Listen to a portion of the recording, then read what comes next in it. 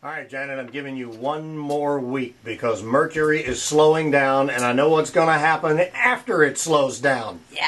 Yeah. Mercury, the planet of communication, is beginning to slow its roll, fixing to go retrograde on the 3rd of December. So you want to kind of finish things up this week and kind of get them all done because it's going to be not so hot when it does. But so as Mercury is slowing down, the moon is waxing towards full and increasing in light, and then Sunday we have a full moon, and it's when full moons are always when you want to go ahead and bring matters to a successful conclusion is what you really want to try and do. I love that look on your face. Your eyes are like going, oh my God, no. No, my daughter can't be a month early. Well, like she was last time.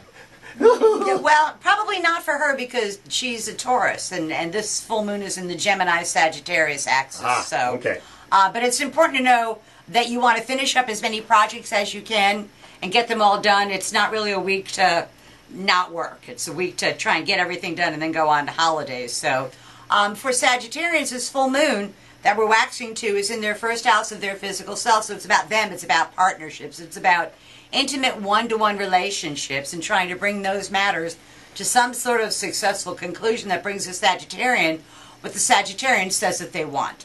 For Capricorns, it is really a good full moon because it'll shine a light on childish behaviors that have outlived their usefulness in your life, is really what it will do. It will make you see that a lot of the times Capricorns, the things that happen to you are a direct result of what it is that you've done or let a fear drive your behavior. No more looking for Pokemon. Yeah, For Aquarians, it's in the 11th house of hopes, wishes, goals, and objectives. And it's time for Aquarians to reach a long-standing goal, but it's going to require the help of their well-placed male friends to make that happen rather than female friends. And so you want to go ahead and really reach for it, but it's going to take the group to help the Aquarian get what the Aquarian wants.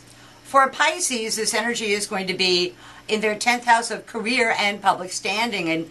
And since it squares their sign, Pisces needs to just kind of stay out of the line of fire, kind of duck, keep your head down, and wait till everything shakes out before you decide who you're going to back, what horse you're going to back, if you can avoid making that decision before then. For Aries, important matters at a distance, legal matters, educational matters, travel, long-distance travel is popping up. So they have to be really careful to plan their schedule out so that they don't end up backtracking and not getting to everything on their plate.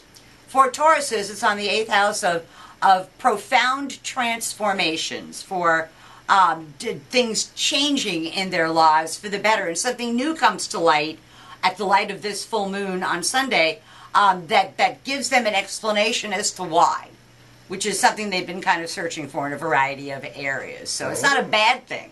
It explains why to them. For Geminis, it's in the 7th house of partners and open enemies, and Geminis everywhere on their last nerve.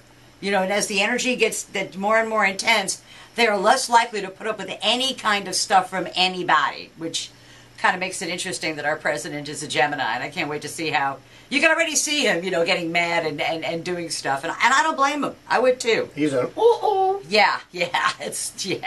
For Cancers, it's going to be in their 6th house of work, health, and responsibilities, and I suspect Cancers, they're not very direct in their approach to things. They're sort of indirect in their approach to things.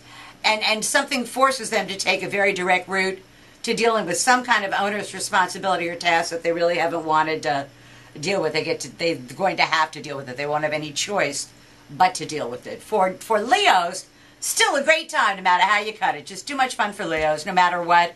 It shines a bright light on children, amusements, pleasures, the luck principle. It's a very good time for Leos. There is no bad news for Leos, and I'm really happy being in a room with one. I'm loving that. Being able to tell them that. For Virgos, they need to finish up stuff at home. And something that they didn't know.